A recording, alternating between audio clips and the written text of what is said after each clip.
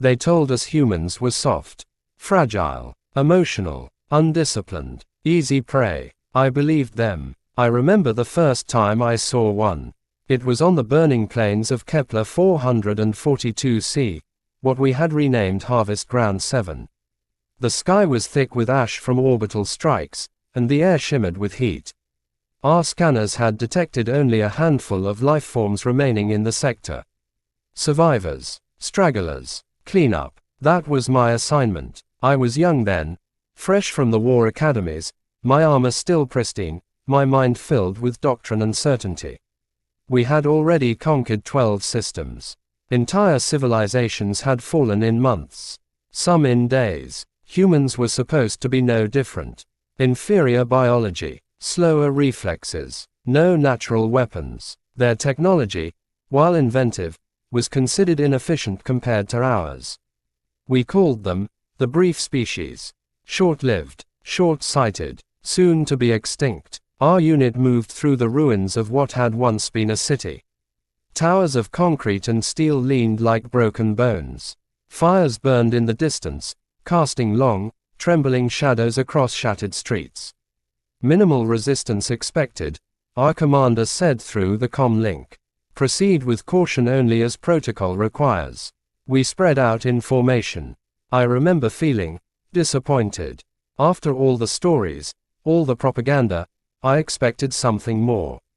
A challenge. Instead, there was only silence. Then came the sound. A single shot. It cracked through the air.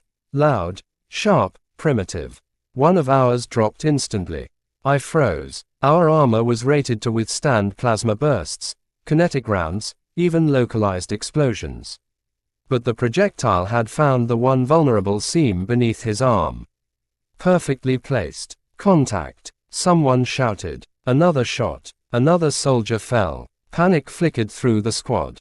Locate the shooter. The commander barked. But there was no clear target. No visible enemy. Just the echo of gunfire and the growing tension in our ranks.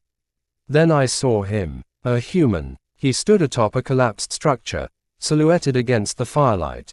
His posture was wrong. Relaxed. Not like prey. He held a long, crude weapon, ballistic, not energy-based. His face was smeared with soot, his eyes sharp and unblinking. He looked directly at me. Not with fear, with recognition, as if I were the one out of place. He fired again. I barely raised my shield in time. The impact rattled my arm, far stronger than I expected from such a primitive weapon. How? I began, but there was no time. He moved, not away, toward us. That was my first mistake. I thought humans would run. They didn't. They charged. Within seconds, more of them emerged from the ruins. 5, 10, maybe more. They moved with chaotic precision, spreading out, taking cover, coordinating without visible communication. Our scanners struggled to track them. They blended with the environment, using debris and shadows like extensions of their bodies. Another volley of shots. Another scream over comms. Regroup, the commander ordered. Form defensive. He never finished. A human appeared behind him. I didn't see how. One moment the commander was issuing orders, the next his head was snapped back violently, his body collapsing in a heap. The human who killed him didn't pause. He moved immediately to the next target. Efficient. Relentless. I fired my plasma rifle. The blast hit the ground where he had been. He was already gone. Fall back. Someone yelled. But the formation had already collapsed. We weren't fighting an enemy anymore. We were being hunted. I retreated into the wreckage, my breathing erratic, my thoughts scrambling. This wasn't possible. This wasn't how it was supposed to go. Humans weren't supposed to be this fast. This coordinated. This fearless. Another shot rang out, striking the wall beside me. Dust and fragments exploded into the air. Come out, a voice shouted. It was distorted through my translator, but the tone was unmistakable. Not a command, a challenge. I pressed myself against the rubble, clutching my weapon. Come out, the voice repeated, closer now. Let's see you. I stayed silent. My training told me to wait. to conserve energy, to analyze. But my instincts, ancient, primal, told me something else.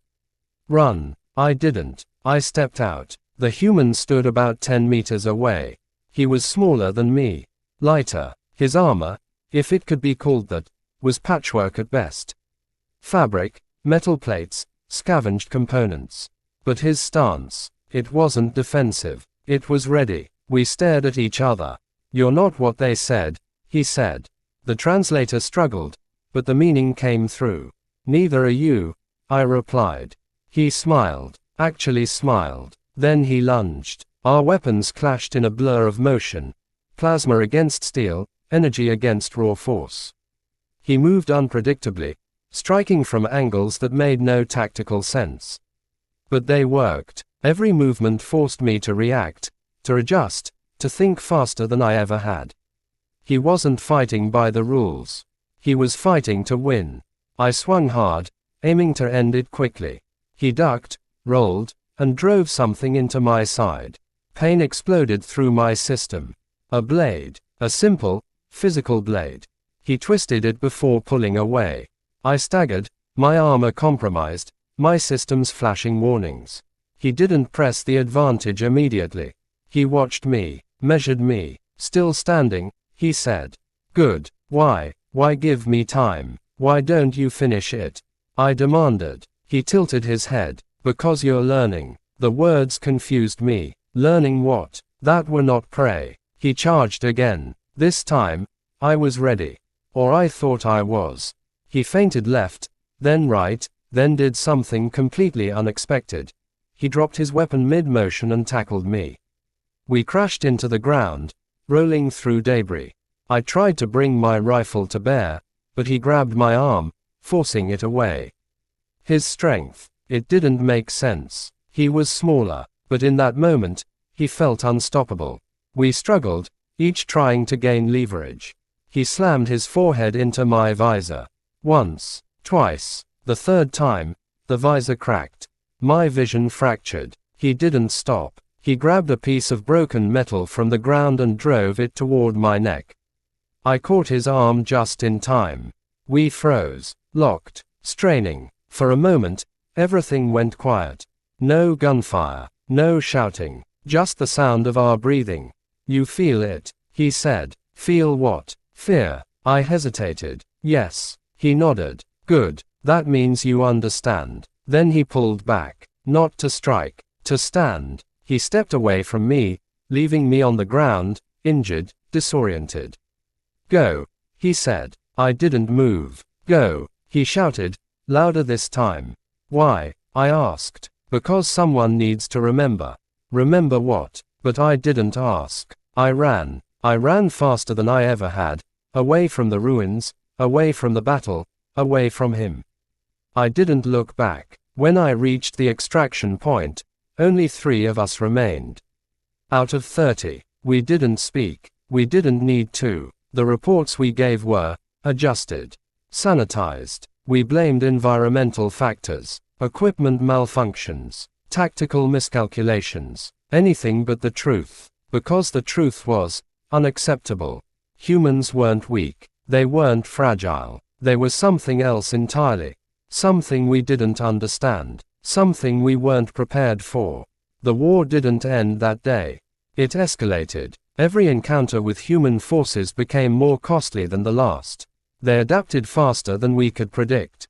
They used our strategies against us, then abandoned them entirely when we started to catch on. They turned battlefields into traps, turned losses into advantages, turned fear into a weapon. And they never stopped. Even when outnumbered, even when outgunned, even when dying, they kept fighting. Years passed. Campaigns failed. Worlds we had taken were reclaimed. Our empire, once unstoppable, began to fracture under the strain. And through it all, I remembered him. The human who could have killed me. But didn't. I was promoted, eventually.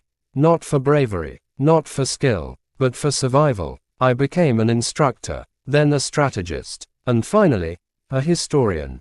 Because someone needed to understand what had happened. To record it, to warn others. I began studying human warfare. Their history, their psychology, their culture. What I found was horrifying and fascinating. They had been fighting like this long before we arrived. Against each other. For resources. For beliefs. For survival. They had perfected the art of conflict over thousands of years. Every mistake we made, they had already made themselves.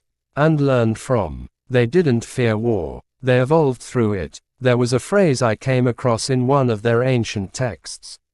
If you know the enemy and know yourself, you need not fear the result of 100 battles. We had known neither. Not them. Not ourselves. We had assumed superiority. They had embraced uncertainty. We had relied on strength. They had relied on adaptability. We had fought to conquer. They had fought to survive. And survival was something they refused to surrender. I never saw that human again. But I think about him often. About the way he fought. The way he spoke. The way he chose to let me live. At first, I thought it was mercy. Then I thought it was arrogance. Now, I think it was something else. A message. One we were too blind to understand at the time. Until it was too late.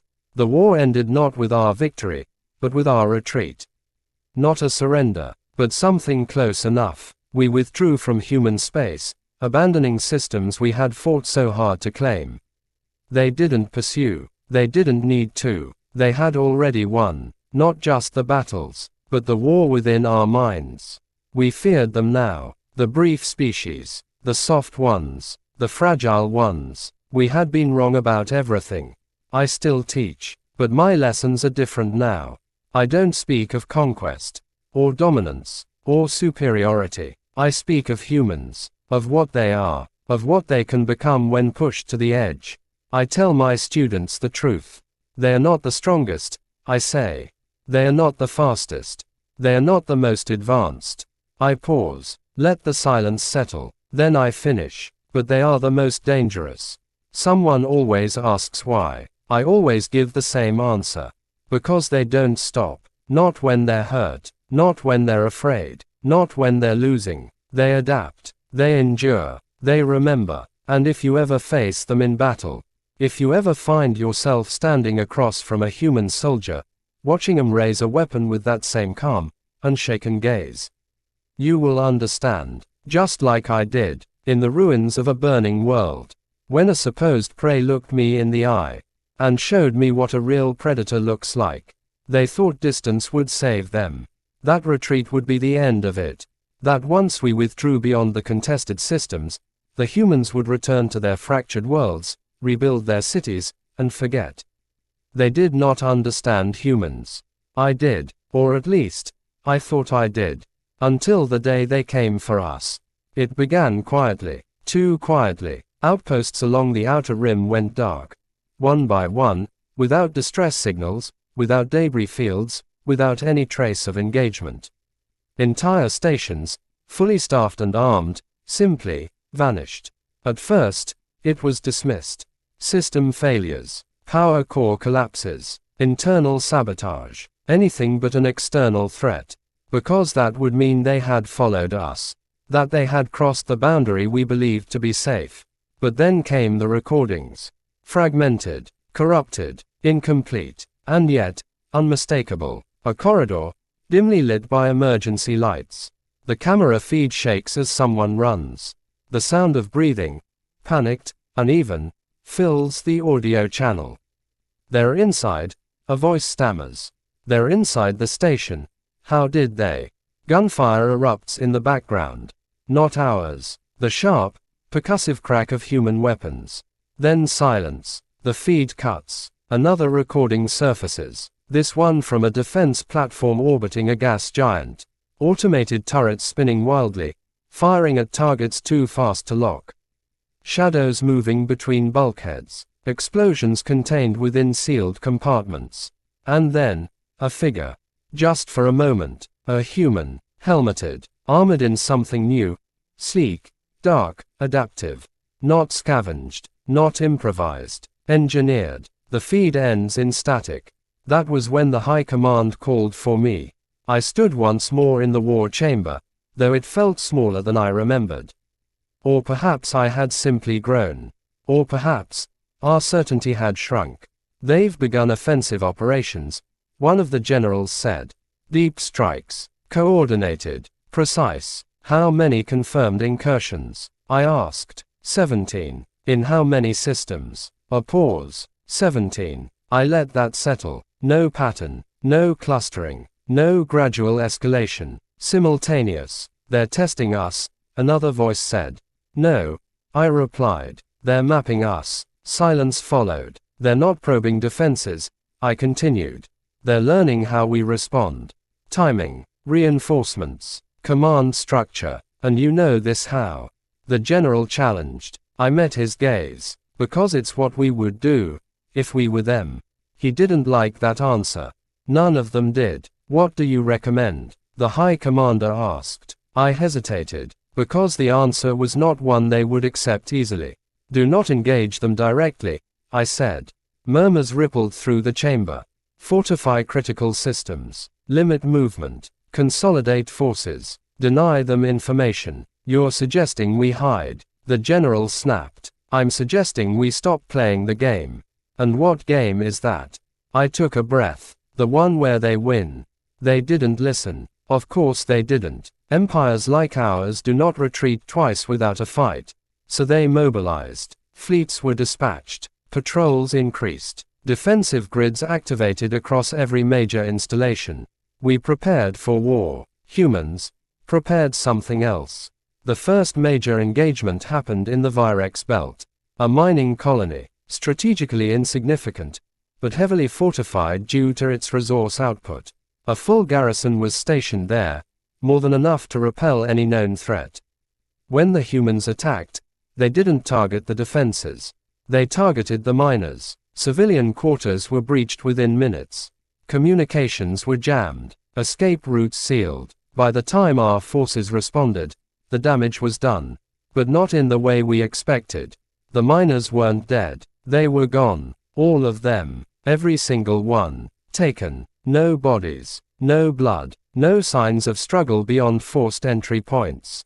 Just absence. Panic spread faster than any weapon. They're abducting civilians, the reports said. For what purpose? The commanders demanded. No one had an answer. Except me. They're studying us, I said. Learning our biology, our behavior, our weaknesses. You're speculating, the general replied. Am I? I brought up the data. Patterns of disappearance, locations, timing. They're not random targets, I explained. They're selecting specific populations, different environments, different roles. A pause. They're doing to us what we did to them. That silenced the room. For a moment, then the orders came. Escalate. We did. And that was our second mistake. Because humans do not fear escalation. They thrive in it. The war that followed was unlike anything we had experienced before. They didn't meet us in open space. Didn't engage in large-scale fleet battles. They avoided strength. And struck at weakness. Supply lines were severed. Communication relays sabotaged. Command ships targeted with surgical precision. They turned our own territory into hostile ground. Every shadow became a threat.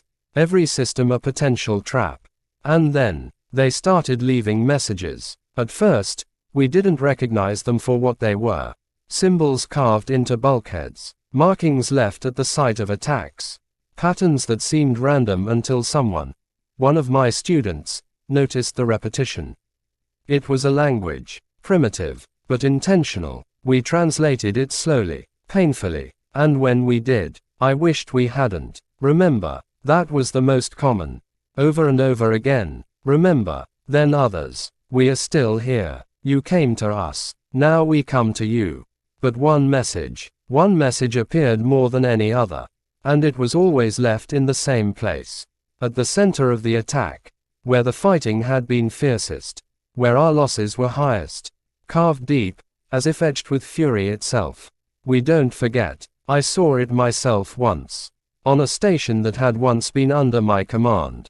The walls were scorched. The air still thick with smoke. Bodies, ours, lay scattered across the corridors. And there, at the main junction, the message. I reached out and touched it. The grooves were rough, uneven, personal, not the work of a machine, but of a hand, a human hand. You came back. The voice froze me in place. I turned slowly, and there he was, older, scarred, but unmistakable, the same human, the one from Kepler 442c. He stood at the far end of the corridor, weapon lowered but ready. For a moment, neither of us moved. You survived, I said. So did you, he replied. Silence stretched between us, heavy, charged. You're leading them, I said. He shrugged slightly. Someone has to. Why? I asked. The question slipped out before I could stop it. Why follow us? Why continue this war? His expression changed. Not anger, not hatred, something colder. You really don't understand, do you? Then explain it to me. He stepped forward, slow, deliberate. You came to our worlds, he said. Burned our cities, took our people, called us weak. Another step. Then you left. Another. And you thought that was the end of it. He stopped a few meters away. Close enough that I could see the lines on his face. The exhaustion in his eyes. The fire behind them. For you, maybe, he continued. For us, it was just the beginning. I felt something then. Not fear. Not exactly. Something deeper. Revenge, I said. He shook his head. No. Then what? He met my gaze. Balance. The word hung in the air. You disrupted ours, he said. Now we're disrupting yours. That's not balance, I argued. That's destruction. Depends on which side you're standing on. I had no answer for that.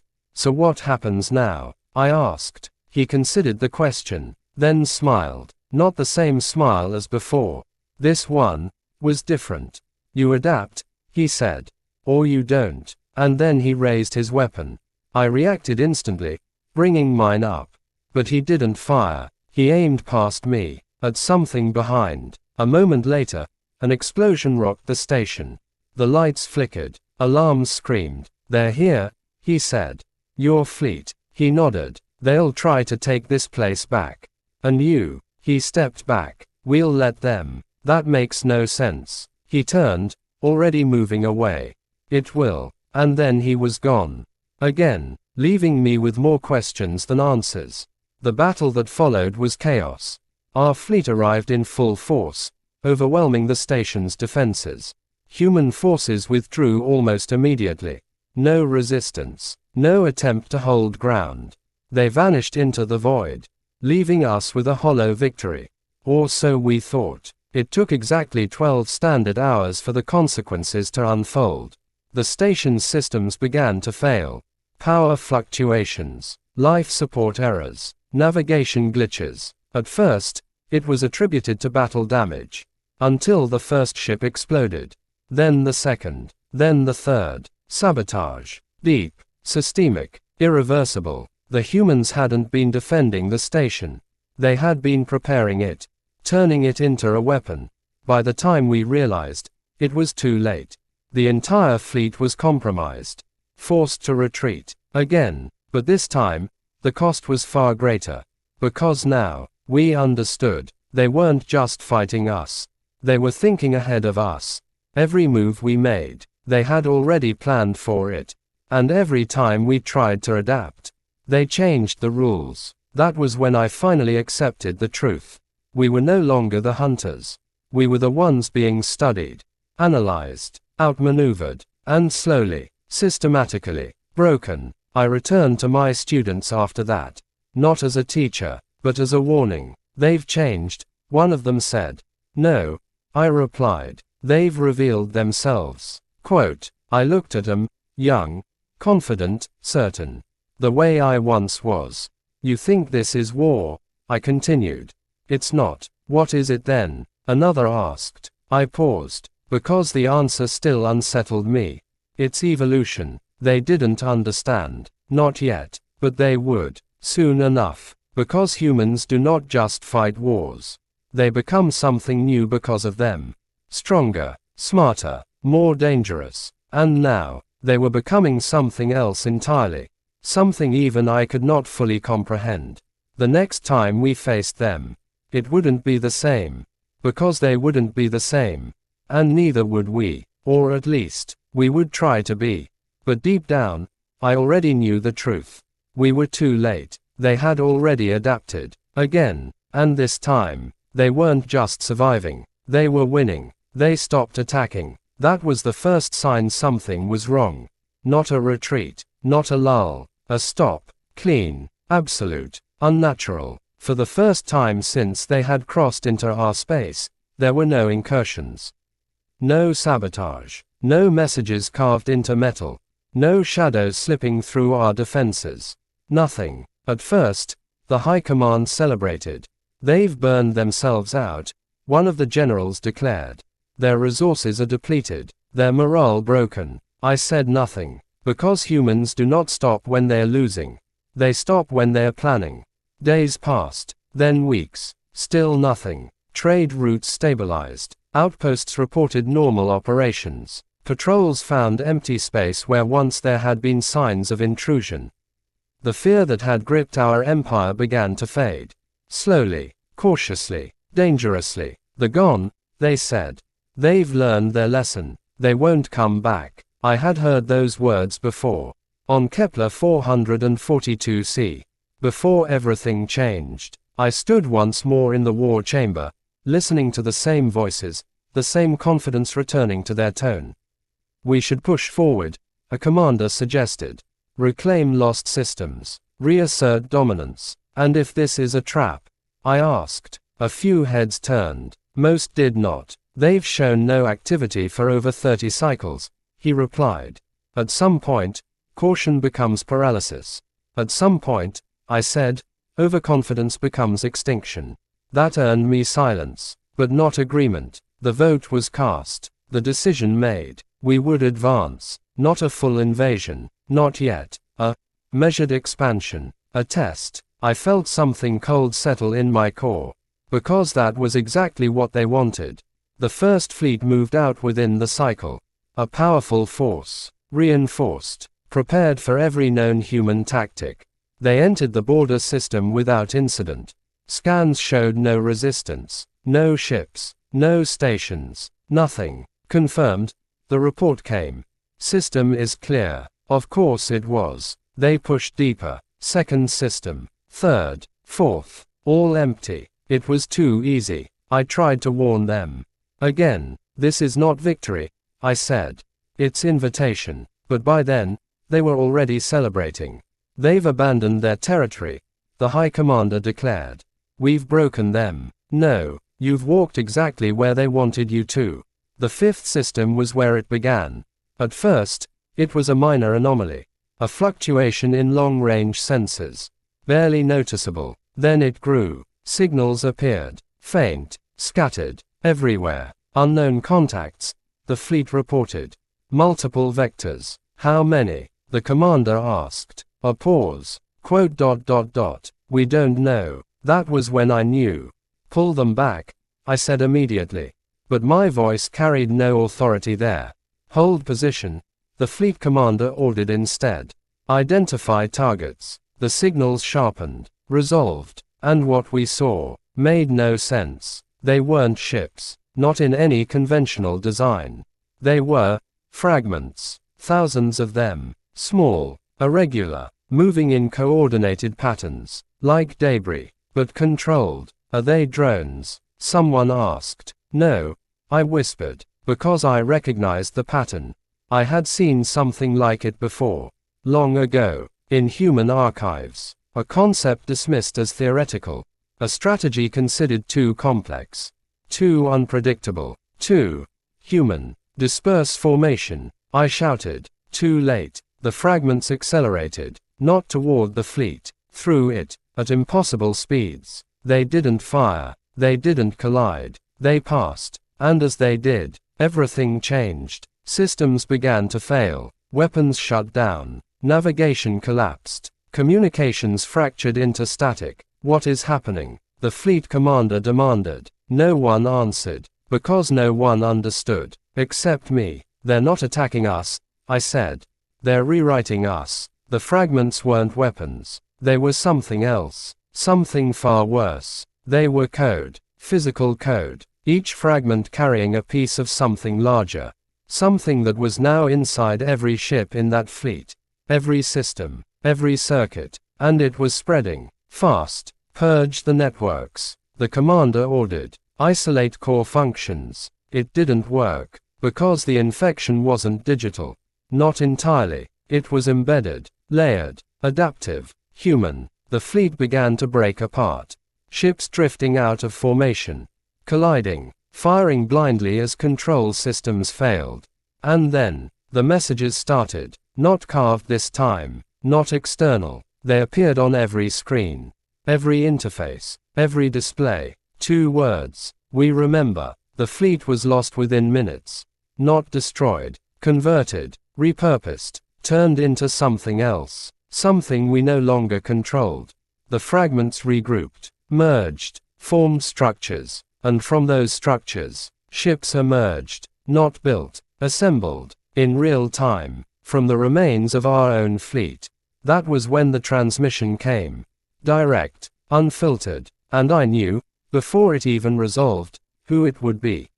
You see it now. His voice. Calm. Steady. Unchanged. The human. I warned you, he continued. I stepped forward, as if he could see me. You stopped attacking, I said. Yes. Why? A pause. Then, because you were learning the wrong lessons. The image stabilized. And there he was. Older still. But not weaker. If anything. Sharper. You thought this was war, he said. It isn't. You've said that before. And you still didn't understand. I clenched my hands. Then explain it. He tilted his head slightly. You remember what I told you, he said. Back on your station. Balance. He nodded. This is it. This is annihilation, I snapped. No, he said softly. This is correction. The word hit harder than any weapon. You don't get to decide that, I said. We didn't, he replied. You did. Silence. Heavy. Unavoidable. You came to us, he continued.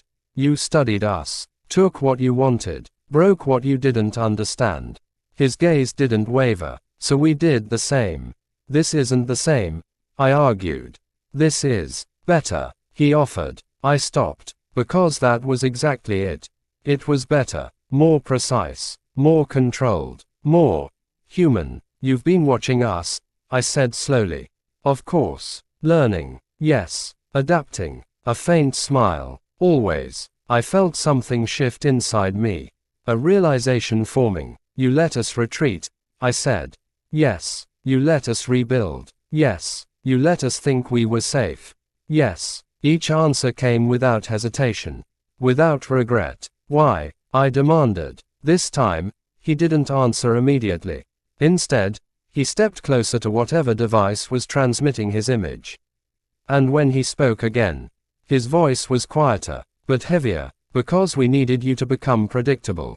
The words settled like a final piece falling into place. Every move, every decision, every assumption, mapped, understood, counted. You've already won, I said. He didn't deny it. But this isn't about winning, is it? He shook his head. No. Then what is it about? For the first time, he hesitated, and in that hesitation, I saw something I hadn't expected. Not anger, not hatred, something else, something human. Ending it, he said. I stared at him. This doesn't end it, I said. This ensures it never ends. No, he replied. It ensures you never start it again. The distinction was terrifying. What happens now? I asked. He looked at me, really looked, as if weighing something, deciding. That depends on you, on me. You're the one who understands, he said. Or at least, you're the closest. I didn't like where this was going. What are you asking? Not asking, he corrected. Offering. The word felt wrong. Dangerous. What kind of offer? He gestured slightly, and the feed shifted, showing something new, something massive. A structure. No. A network, spanning space itself. Interconnected nodes. Ships. Stations. Fragments. All linked. All active. All Alive. What is that? I asked. Our answer, he said. To everything. I didn't understand. Then I did. Slowly. Horribly. You're not just fighting us, I said. No, you're changing the system. Yes, every system. He nodded. We learned something from you, he said. From your empire. And what was that? He smiled. That scale matters. My mind raced. If this spreads, it will. You'll destabilize everything. We'll rebalance everything. That's not your decision to make. It wasn't yours either. Again, I had no answer. Because he was right. That was the worst part. He was right. So what do you want from me? I asked. He stepped closer. Close enough that, for a moment, it felt like we were back on that battlefield. Two survivors, facing each other. You remember? He said. Yes. You understand. I hesitated. Yes. Then help them understand. I stared at him. You want me to convince my own people to accept this. I want you to give them a choice. And if they refuse, his expression hardened, then they prove they haven't learned anything. The implication was clear and brutal. This is extinction, I said. No, he replied. This is evolution. The same word I had used. Thrown back at me. Stronger, sharper, final. I looked at the network again. At the scale of it. The inevitability of it. We couldn't stop this. Not anymore. Maybe we never could. You planned this from the beginning, I said. No, he said. We adapted into it. Of course you did. That's what you do. You're giving us one chance, I said. Yes. To join you. To survive. The difference no longer mattered. I closed my eyes. For a moment. And I saw it all again. The burning plains. The ruined city. The human who should have killed me. But didn't. Because someone needed to remember. I opened my eyes. I'll tell them, I said. He nodded. That's all I can ask. The transmission began to fade. Wait, I said. He paused. What happens to you? I asked. To humans. He considered that, then gave an answer I didn't expect. We become something else. The feed cut, and just like that, he was gone. For the last time, I stood alone in the war chamber. But it didn't feel like a place of power anymore. It felt like a crossroads. I addressed the high command. Told them everything. Showed them the data, the network, the choice. Some called it surrender. Others called it survival. Most called it impossible. But none of them could deny the truth. We had already lost. The only question left was what we would become. In the end, we chose. Not all of us. Some refused. Some fought. They didn't last long. The rest, we adapted. We integrated. We changed. Not conquered. Not destroyed. Transformed. And as for me, I still teach. But my lessons are different now. I don't warn about humans anymore. I don't need to. Because now, we are learning from them. Living with them. Becoming something new alongside them. And sometimes, when I look out across the network, at the endless web of connection and possibility, I think about that day, on a burning world, when a human looked at me, and chose not to pull the trigger, because someone needed to remember. Now I understand why. Because memory is how evolution begins, and we are just getting started.